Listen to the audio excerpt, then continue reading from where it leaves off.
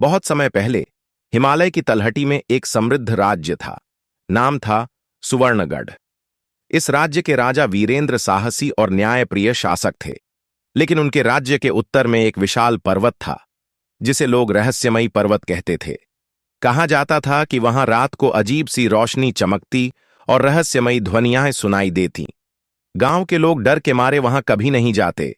कहते थे, उस पर्वत पर एक प्राचीन खजाना छिपा है, जिसकी रखवाली एक दिव्य नाग करता है। एक दिन राज्य में भयंकर सूखा पड़ गया। नदियां सूखने लगीं, खेत बंजर हो गए।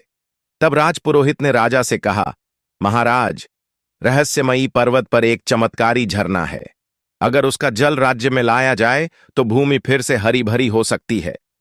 राजा वीरेंद्र ने अपने सबसे साहसी योद्धाओं को बुलाया और स्वयं उस अभियान की अगुवाई की। उन्होंने पहाड़ की ऊंचाइयों को पार किया, बर्फीली हवाओं का सामना किया। कई दिन की कठिन यात्रा के बाद वे पर्वत की चोटी पर पहुंचे। वहां एक प्राचीन मंदिर था और उसके सामने दिव्य नाग प्रकट हुआ।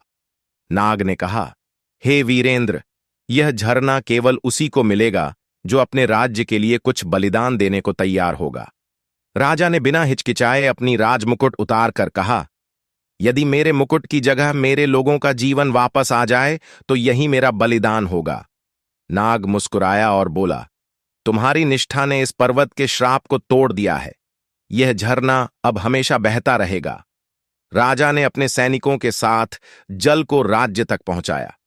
कुछ ही हफ्तों में सुवर्णगढ़ फिर से हरा भरा हो गया। लोग राजा को और भी अधिक सम्मान देने लगे और रहस्यमयी पर्वत अब पवित्र पर्वत कहलाने लगा।